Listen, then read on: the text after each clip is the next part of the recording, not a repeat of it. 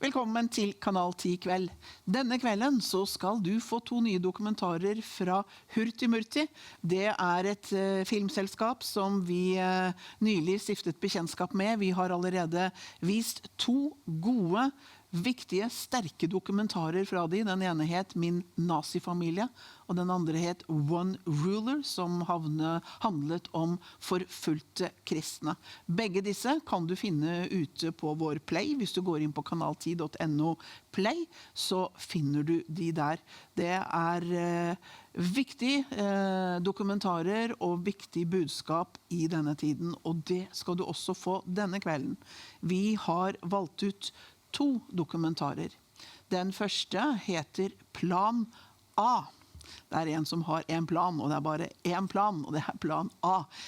Og det snakk om jødene som de siste 150-160 årene har gjort Aliya, det vil si de har reist tilbake fra de landene de har levd ute i diasporaen, tilbake til Israel.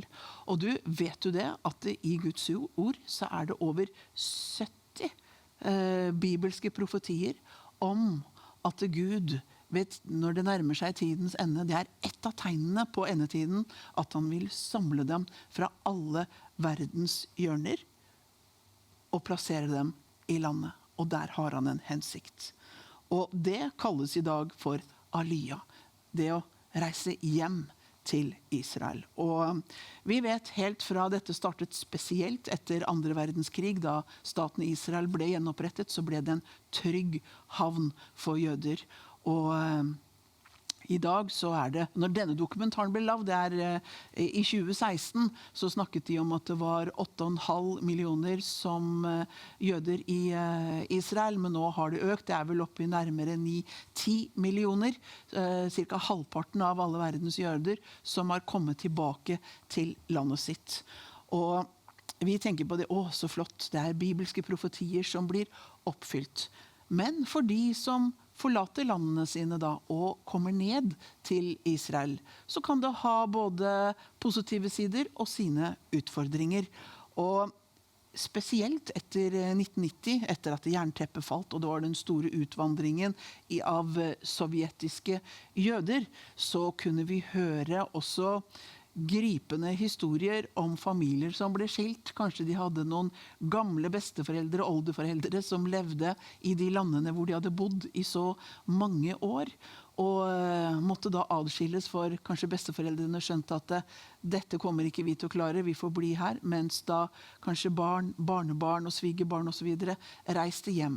Sånn at her har det mange sider, men det en del av Guds profeti, av oppfyllelsen, fordi Gud samler de der for en hensikt. Det skal vi komme tilbake litt senere i programmet, men først nå, i denne første delen, denne dokumentaren du skal få som heter Plan A, så vil du møte 5 forskjellige jøder som kjente at de ble dratt tilbake, deres vei og deres historie. Så vi setter på da første dokumentaren, Plan A.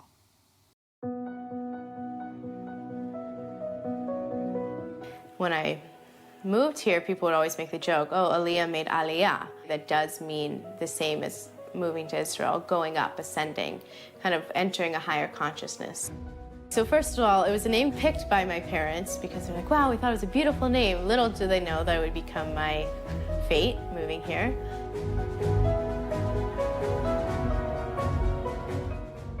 I moved here from Rochester, New York, 6 years ago.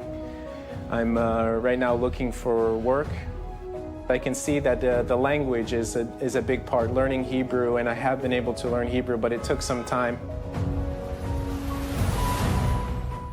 I made Aliya to Israel when I was 15 years old, and it was a very hard process when we came. The story isn't over when you get on a plane and come here. It's not over. The problems really begin. I was born in Crimea, in Soviet Union, and of course I grew up with a dream to leave Soviet Union one day and to go to free world and to come to Israel. I grew up in North America, outside Boston. I'm married and I have 4 children. In America, I was a school nurse at a Jewish day school. And here I'm just being a mom and a new immigrant, which is definitely a full-time job to be a new immigrant.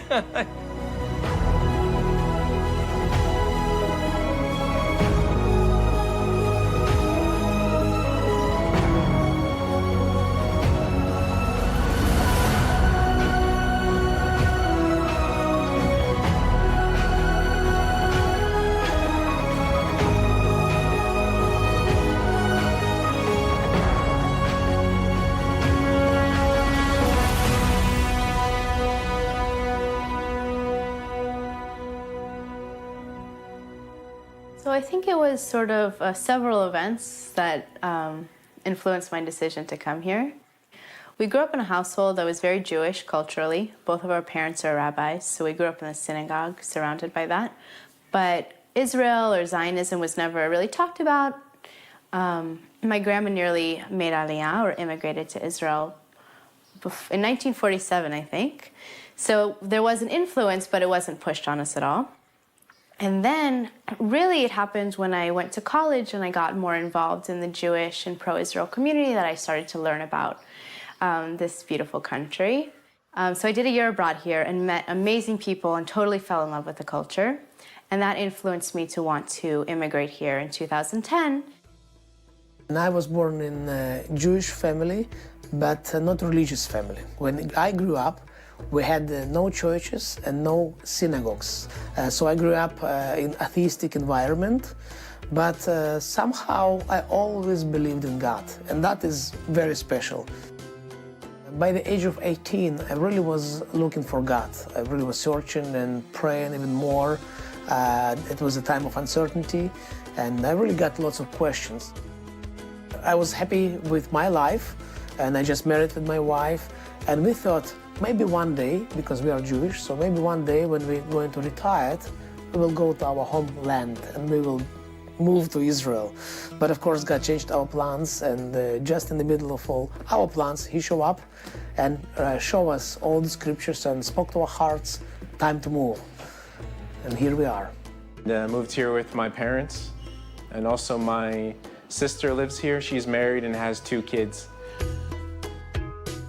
Really, I'm happy that I've been able to move here and transition, and yeah, that it's been a challenging time, but also a very good time. And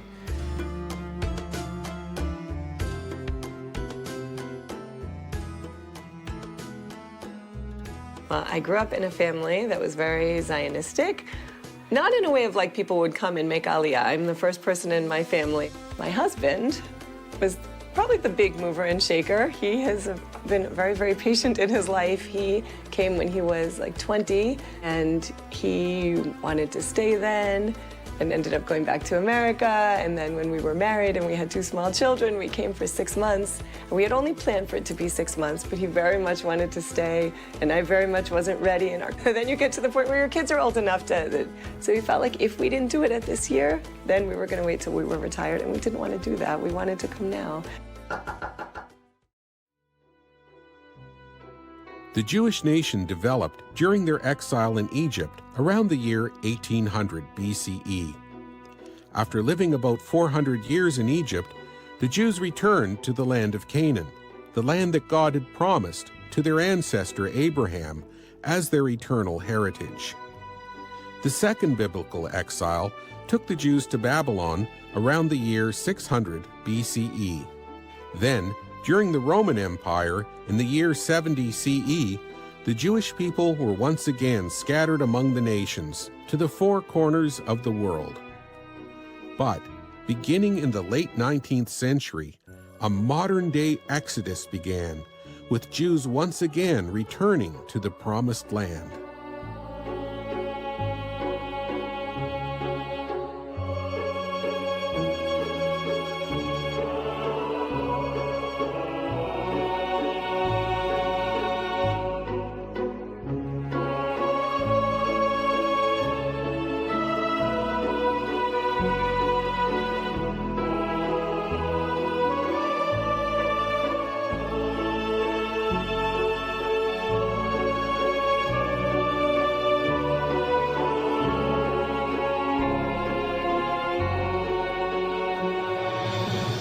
Israel is a tiny nation with a population of some 8.5 million, a mere 424 kilometers, or 263 miles from north to south, and only 15 kilometers, or 9 miles at its narrowest point.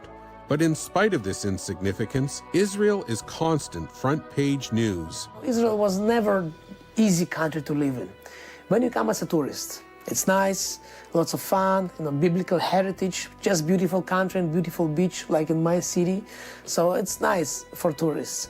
But when you come to live here, Bible called Israel a country country of milk and honey.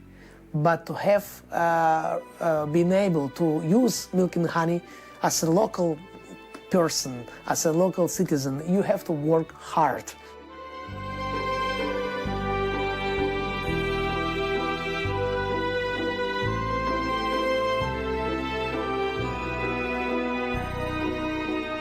I think what people don't know about Israel is that it's the only democracy in the Middle East, and the rights that people have in Israel are unparalleled in the Middle East.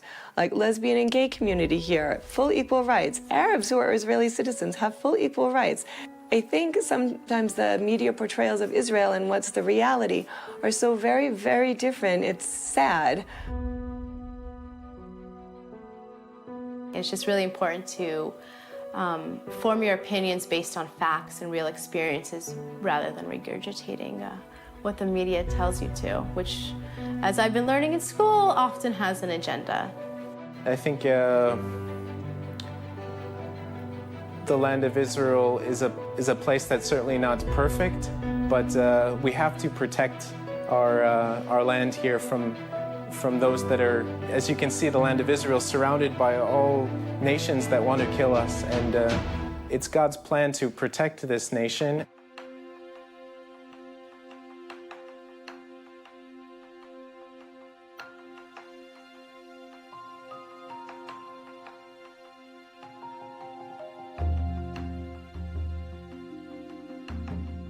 For much of their history, the Jewish people have been dispersed among the nations of the world, but in their isolated communities, they still maintain their traditions, a kosher diet, a calendar of celebrated holy days and feasts. And in spite of other societal norms that surrounded them, the diaspora Jews always kept the Jewish Sabbath, a weekly time of rest and worship from sundown on Friday until sundown Saturday. But in Israel, the Sabbath is universally observed throughout the nation, especially in Jerusalem.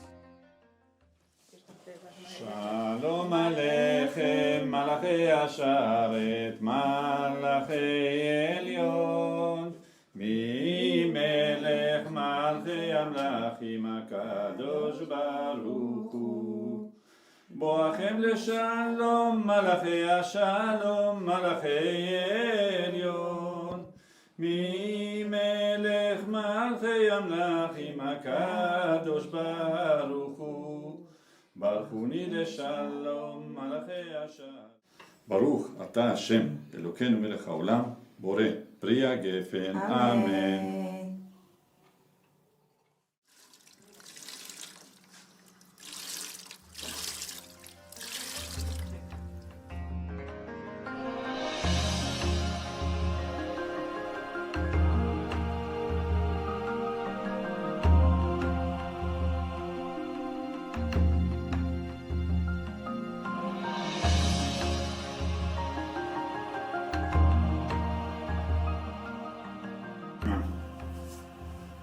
שמע ישראל, אדוני אלוהינו, אדוני אחד.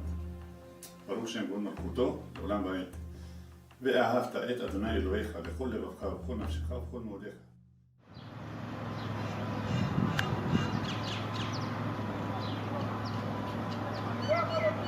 Since the birth of modern Israel in 1948, more than 3 million Jews have moved back to the land, arriving from all points on the globe, from Iraq to Morocco, from China to India, from America to the former Soviet Union, from France to Ethiopia, literally from across the four corners of the world.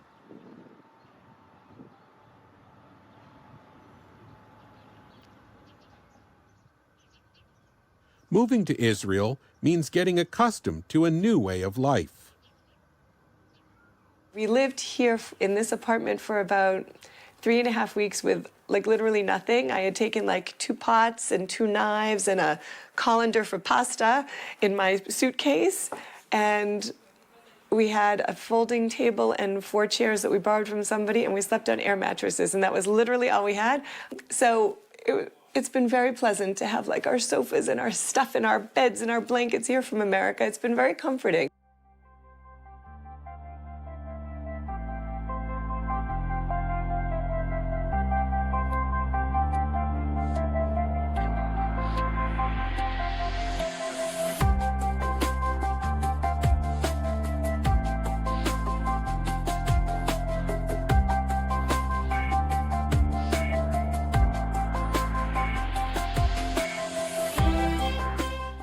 I'd say the attitude of people is different here. There's maybe less patience sometimes, and just it's very fast-paced.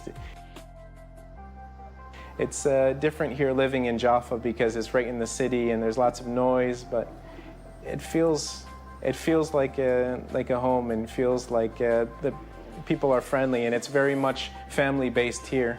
And I can say, maybe coming from the US, that it wasn't so based on such family because people like their personal space. But here in the Middle East, you don't have a lot of personal space. You know, you're interacting with people all the time. Before I moved here, I had visited once or twice, so I knew a little bit of what it was like. But I guess I expected it to be maybe more similar to America or Europe, and to not be so difficult actually to integrate.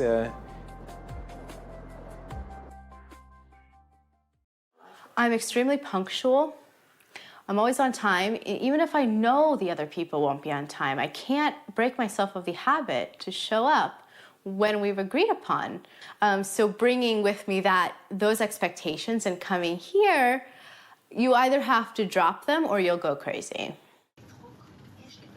I'm in Ulpan. I go to intensive Hebrew class every morning for 4.5 hours, 5 days a week. It's amazing. It's really, really helpful for the language skills, but also for the social piece, because almost everyone there is a new immigrant.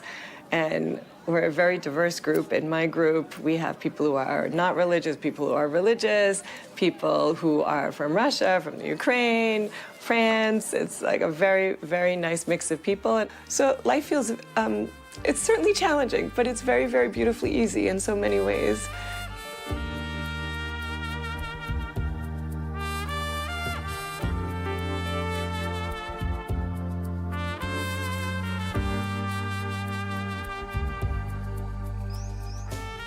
Some of the greatest survivors are the Ethiopian Jews.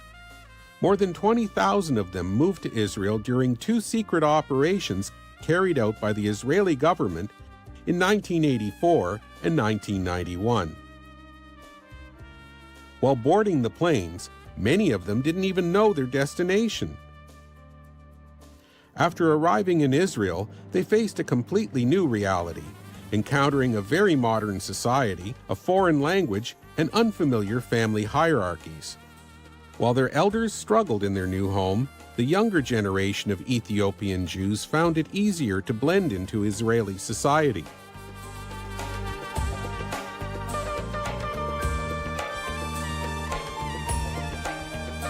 The Jewish Agency of the State of Israel helps with the return to the land, a journey known as Aliya. The agency works to help immigrants, starting with language classes in modern Hebrew.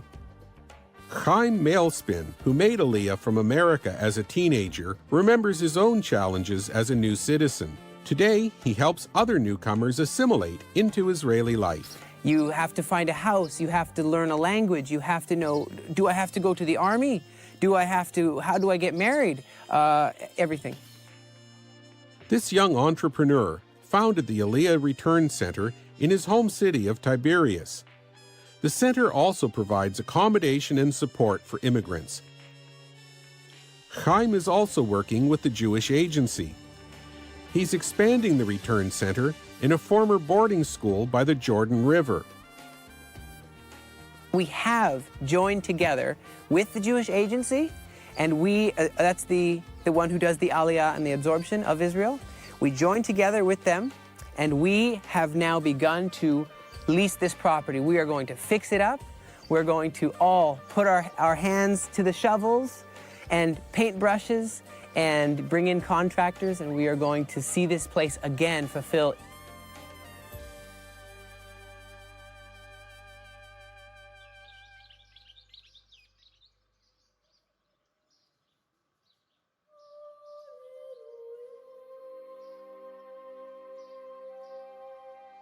The wish next year in Jerusalem is a recurring theme in Jewish prayers. Each person has his or her own personal reasons for moving to Israel. Recently, many Jews have moved from France because of anti-Semitism. The exodus from Ukraine has increased because of unrest on its borders, and the faltering Russian economy has pushed Jews there to leave for Israel. Israel Pachter moved from Crimea, Ukraine in 1995. He was part of a wave of over 1 million immigrants from the former Soviet Union. Through numerous discussions with people who made Aliya in those years, he made an astonishing observation. Most of the immigrants were drawn to Israel by a similar, uncanny attraction. They would say, I don't know, just something changed in one day, and my life in the country just became meaningless. When I think of future, I can see my future only in Israel. When I think about Israel, I feel light, I feel joy, I feel good. And if I think staying here, I feel kind of darkness, and I just know it's time to move.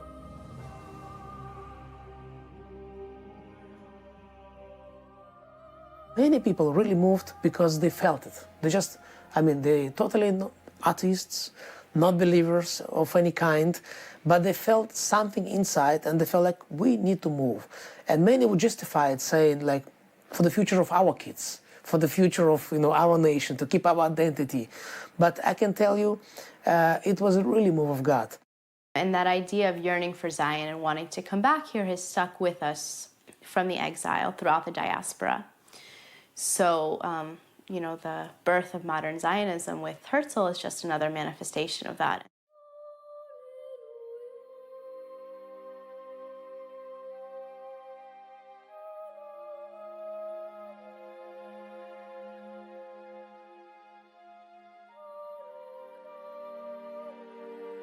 Thousands of years ago, the Tanakh, the holy scripture of the Jews, predicted the Jewish exodus from among the nations back to Israel. This is mentioned in the Bible more than 70 times, in Deuteronomy and the Psalms, as well as by many of the prophets, including Isaiah, Jeremiah, and Ezekiel.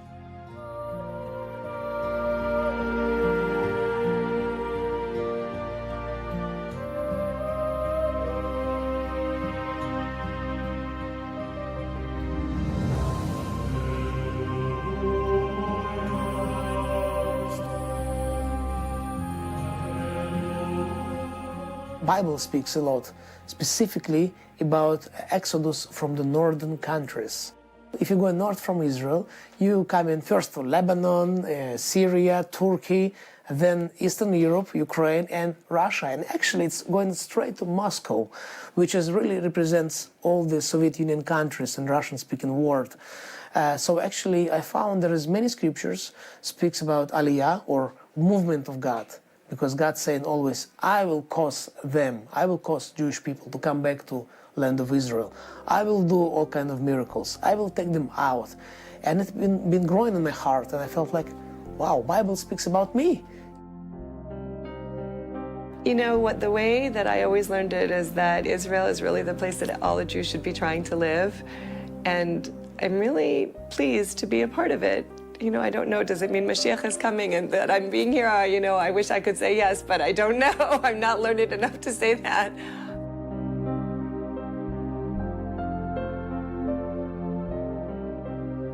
It says in Jeremiah 31, verse 8, even if they are in the farthest places, from there I will gather them back here. So that's talking about now. You know that back in the time of Egypt, God sent Moses, and he said, I'm bringing the children of Israel out of slavery, out of anti-Semitism, and great miracles happened. The Red Sea parted, you know, and the Jordan River also parted, and they came into the Promised Land. We are living in a special time in history, a time that has never happened before on this scale. I can see that there is a plan for this land, and the fact that so many different people have immigrated to this land also shows that it's a very special place.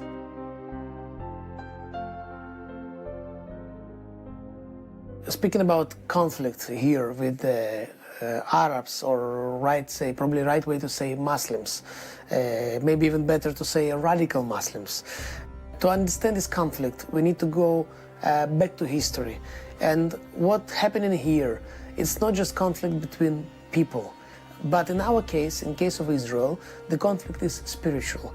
It's going all the way back to the Bible, the envy between Isaac and Ishmael, and it's an old story.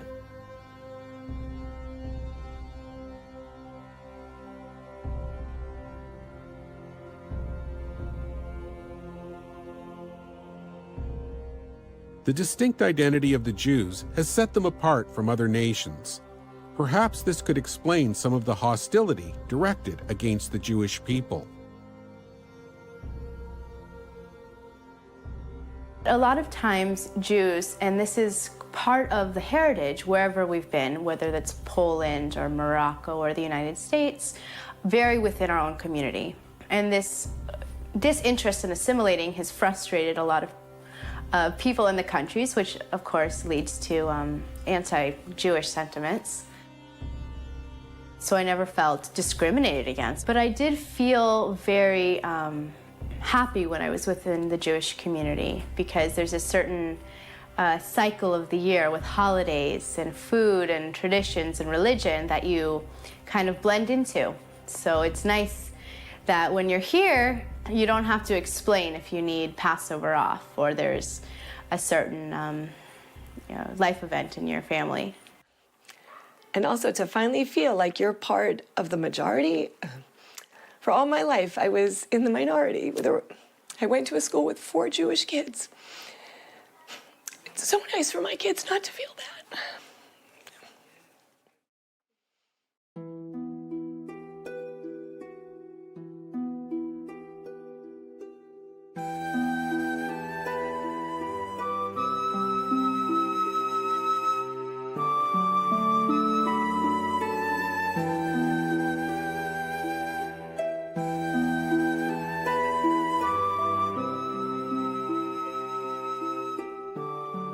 The government of Israel estimates that nearly half of the world's Jews already live in Israel. The Jewish people are like birds in flight, crisscrossing the sky in different directions.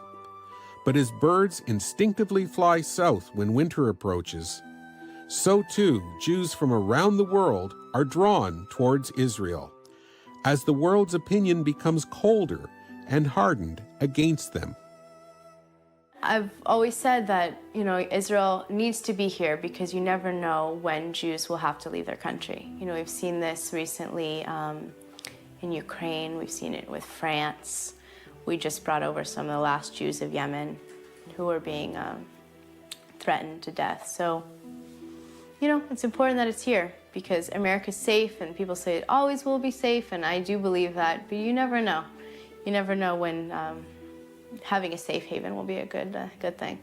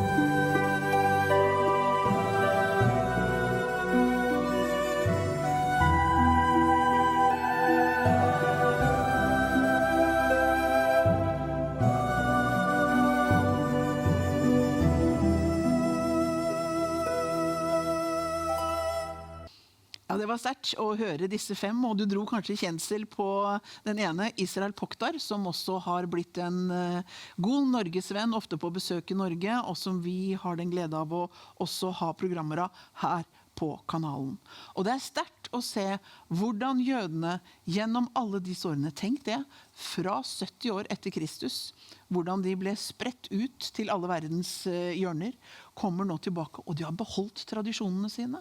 Sånn som sabbaten, hver fredag, og hvordan språket deres nå fremdeles intakt, kulturer, tradisjoner som Gud påbød dem å holde.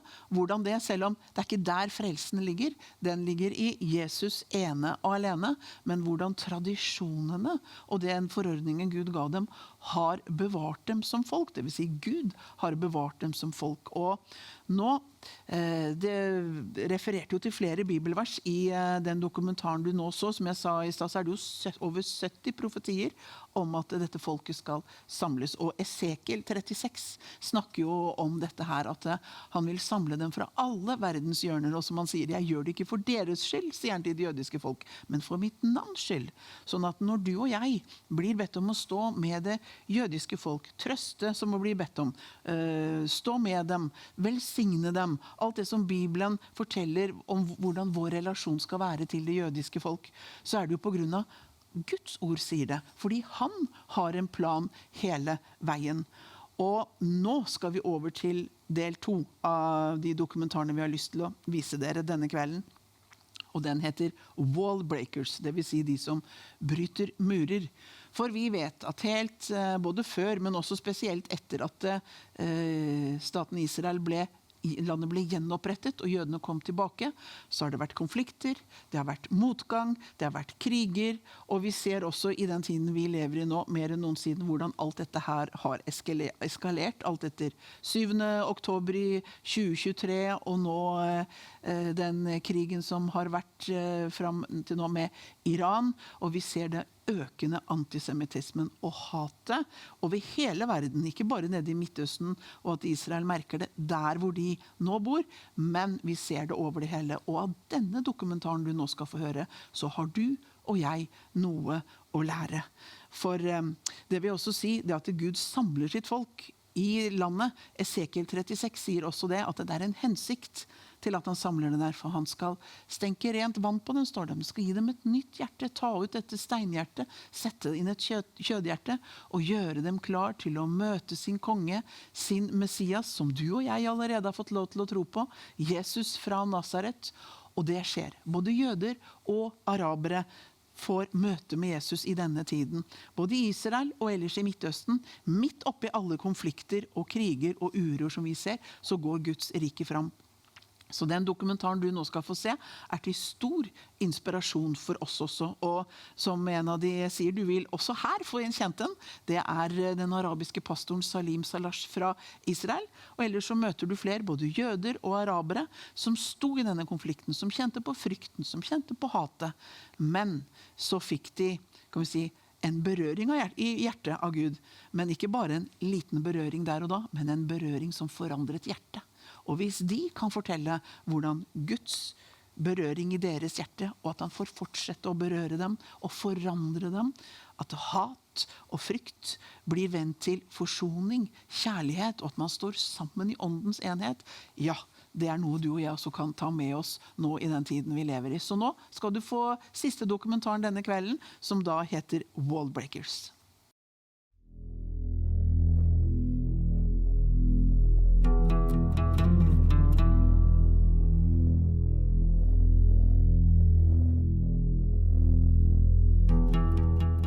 Division.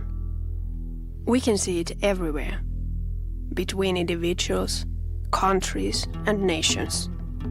Walls are often made from fear or hate. They protect us when we feel threatened, neglected, or abused. One wall is the Arab-Israeli conflict. This is a documentary about defeating it in a very radical way.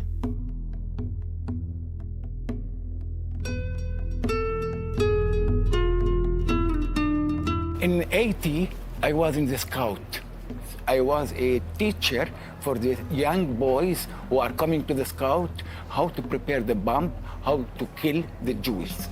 And for us, from our hatred, from our anger from the Jewish, we teach the young boys in the scout how to kill, how to prepare the bomb, how to do a bad life for the Jewish. Because in that time, we was refused to see any Jewish in the old city.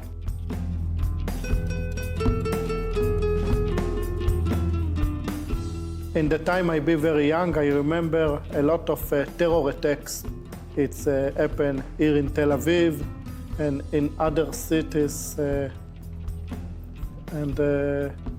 I remember that all what I think that all the Arabs, it's terrorists.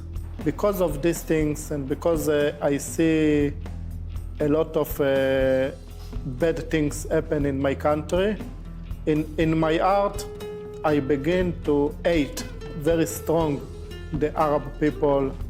And I remember that all what I say to my friends in this time, good Arab, it's die Arab.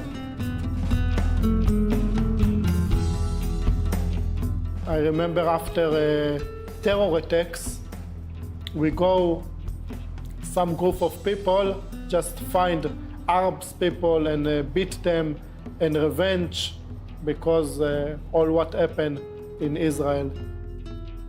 I moved to study here, computer programming. The neighbors and everybody were Jewish. That was like the first time that I started to interact with Jewish people. So there was always waves of terrorism in the street. So people were more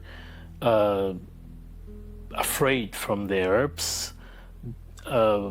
So when they ever see me as an Arab, they will, of course, they can recognize me as an Arab.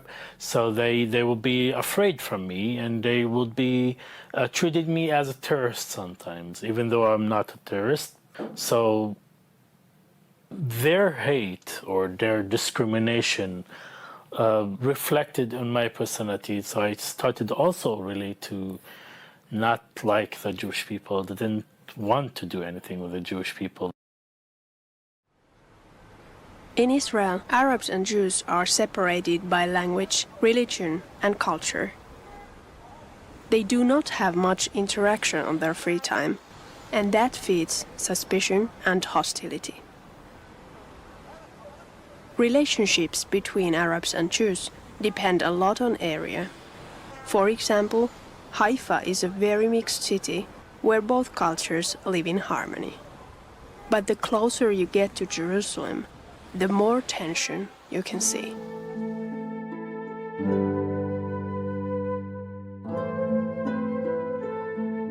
But there are Wallbrakers, Jews and Arabs.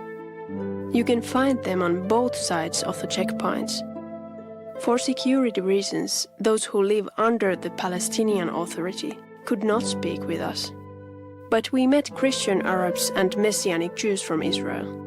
They have found a solution for peace that politicians have not succeeded in.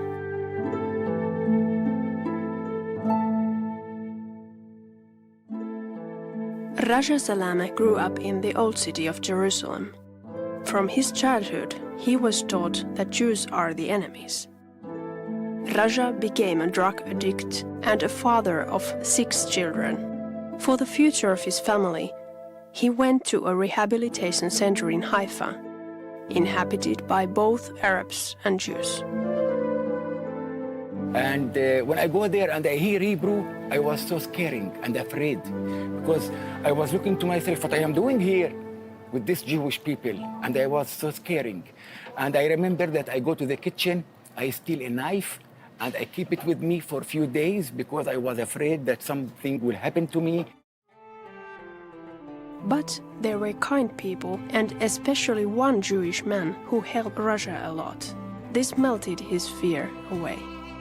It was amazing to see it and to hear the love that they are talking with me in a way of loving, not in a way of the enemy, that they are hating me or they are angry from me. No, we have complete peace and love in the house. Then I believe that one night that God came and visited me, He changed my heart. He took the stone heart in my life and He changed it. He gave me a flesh heart. From that time, God changed me and He gave me the love for my enemy.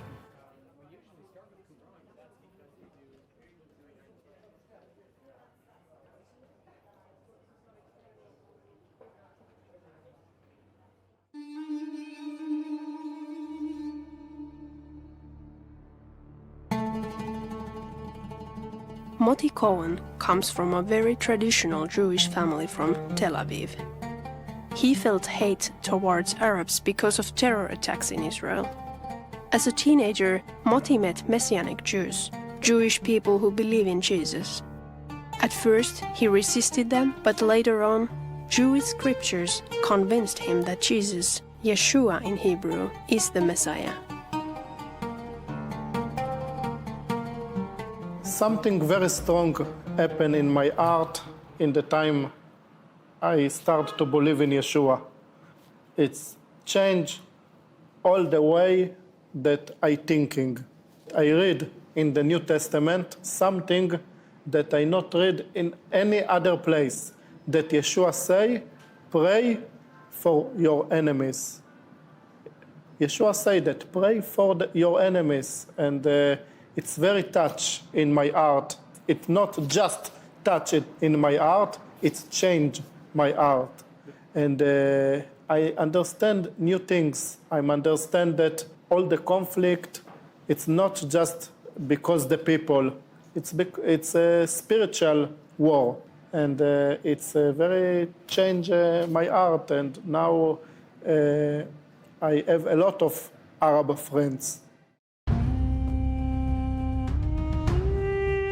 Peter Nasser grew up in an Arab village in the north of Israel. After moving to Tel Aviv, he faced discrimination as an Arab. This resulted in him choosing to live abroad for years.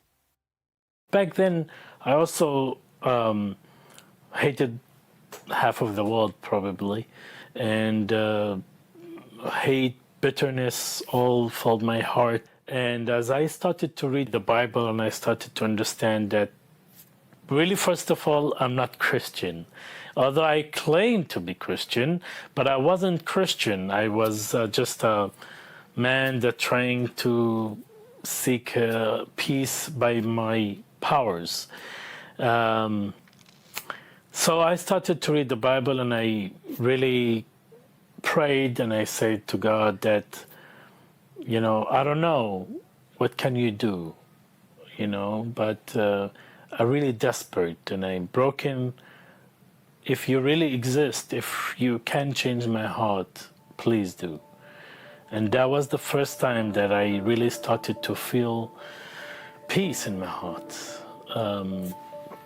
Peace that, you know, I never experienced since my childhood, that I, you know, was innocent and I started to go away from my faith. I didn't feel that peace, and that moment I knew that, you know, His love can change me, and it doesn't matter the world, what they think about me and how they treat me, but, you know, God changed my heart at that time. And yeah, love and peace filled my heart instead of the hatred and bitterness that was there. Peter did not have a plan to return to Israel, but when his life changed, he started to feel he should return. And I did go back to Israel, and I really felt the love for the Jewish people, and I started to share this love with the Jewish people. I told them that, you know, basically I'm an Arab, and I love them, even though they, you know, don't know me, they probably are scared of me, but I love them because because of Jesus, and Jesus is really Jewish, and I that was like the first time that I connected that Jesus is Jewish and he loves me and he died for my sins and changed my heart. And it started, this was the first time that I really started to connect with the Jewish people on a basis of love, not hatred.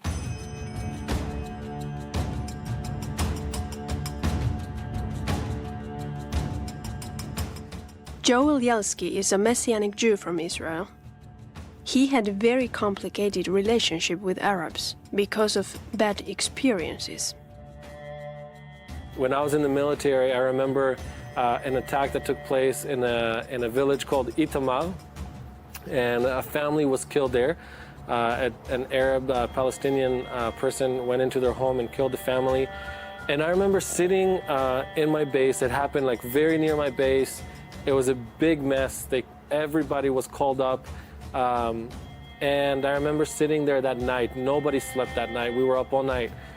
And I remember, in a very clear way, my heart that night got filled with so much hatred towards the Arab people.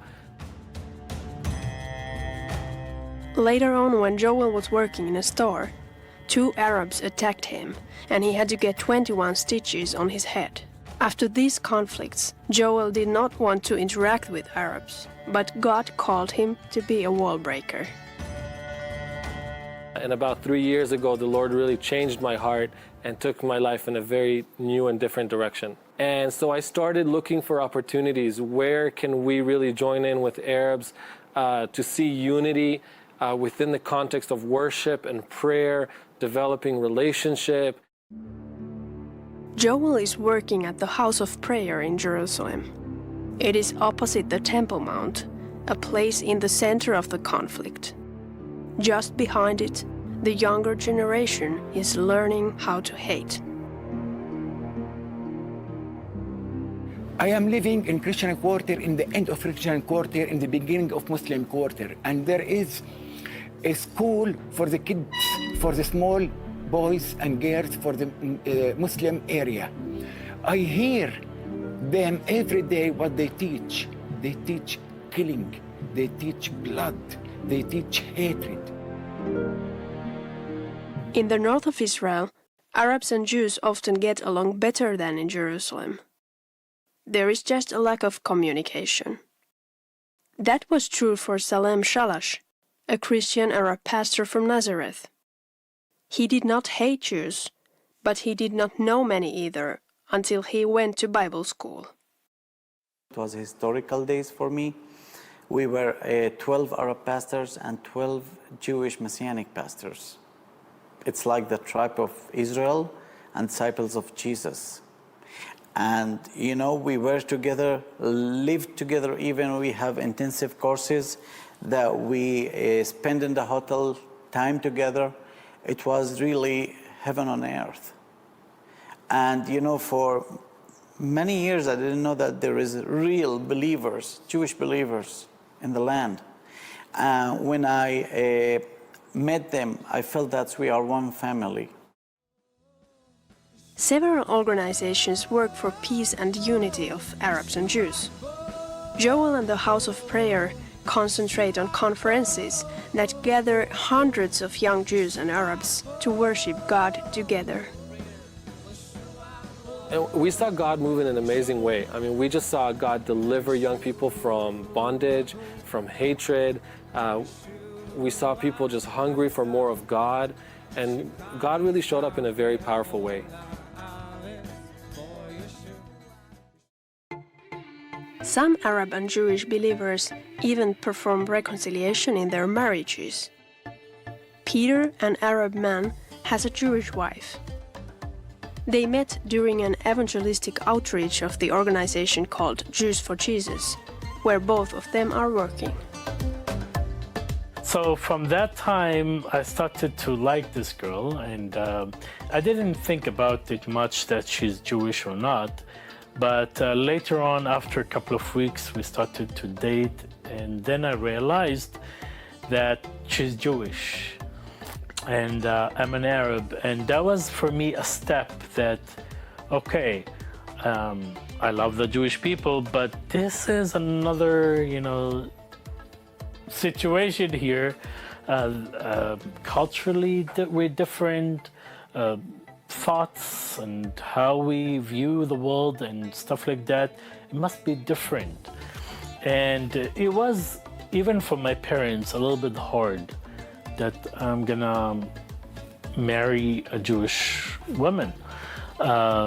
It's not common in Israel, and people are scared to do something like that. Even among believers, it's not something that you often see Jewish and Arab couple. So me coming from basically hating Jewish people, didn't like them, to loving them, and for her to come from also fearing the Arabs, resentment toward the Arabs, to come and marrying one, doesn't mean that we're perfect, doesn't mean that we don't disagree, but we can, there is a reconciliation through Jesus. Aliya Foss, who is a Jewish youth leader in a Messianic congregation, has another surprising love story. His marriage is a living proof that Jesus can make friends of enemies. I think God, in His humor, decided to give me a German wife. Especially Jews and Germans. Jews do have some hate in their hearts. And, when we celebrate Holocaust Memorial Day, this wound is coming up again. It's something that I don't think time is going to heal. I believe this is only forgiveness can heal.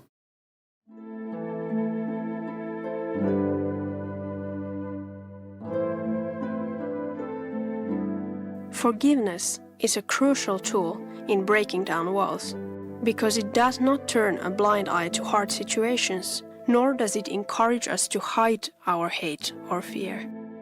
Forgiveness means giving them up.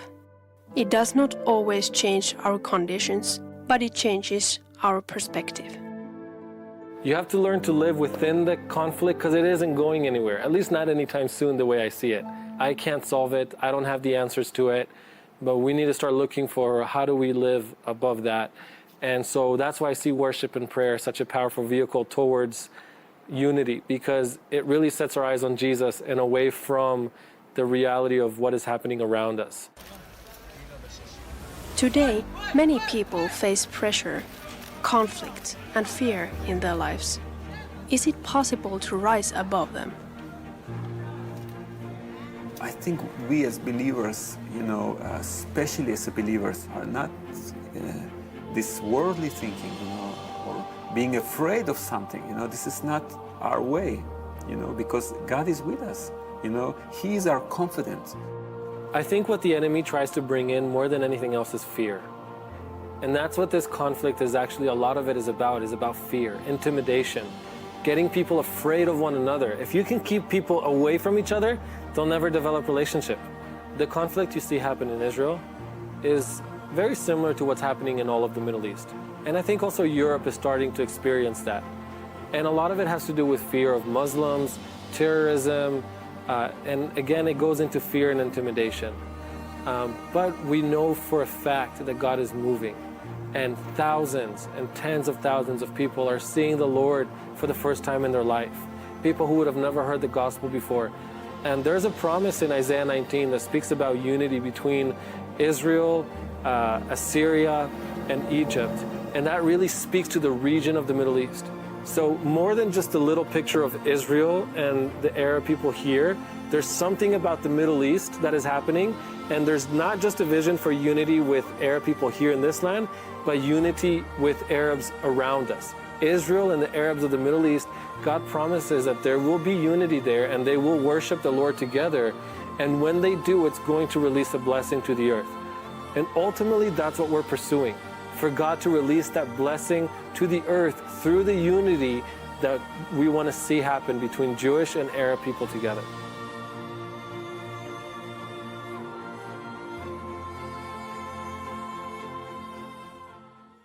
The power of the gospel is reflected in a very unique way.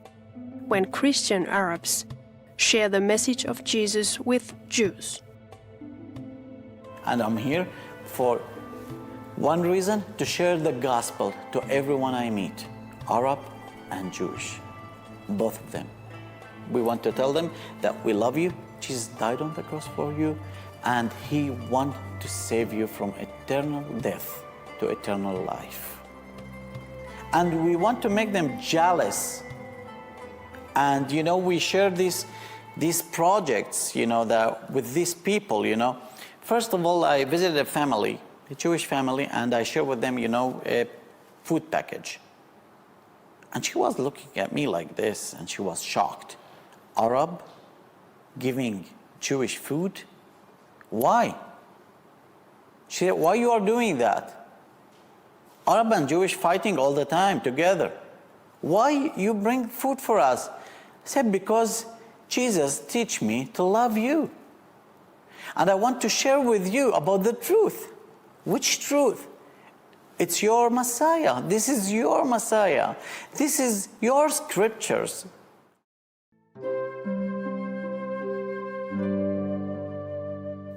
One question still remains. Can Jews and Arabs make peace without Jesus? There is a lot of good cooperation and efforts for peace in Israel. But unity in forgiveness and the love of Jesus seems to be a more efficient way to gain real peace. If I wasn't a believer and they weren't the believers, first of all, I don't think there was any connection. I think they would be looking at me as an Arab, not as somebody a friend. And there would be this culture difference, barrier, background. This would be something that, a wall between us. I believe that Jesus broke this wall, as it's written in the Bible.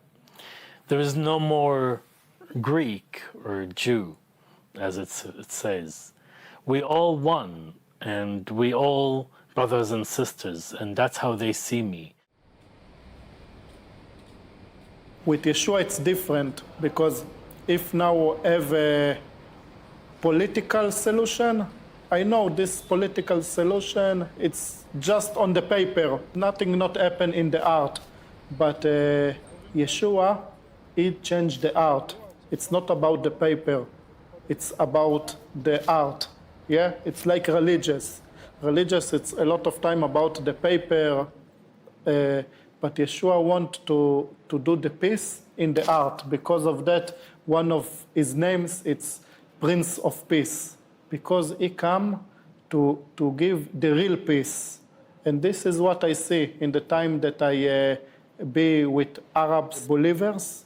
I feel the peace. I feel that even if we not understand the languages, even we not agree about everything, but have peace between us. And this is what Yeshua do.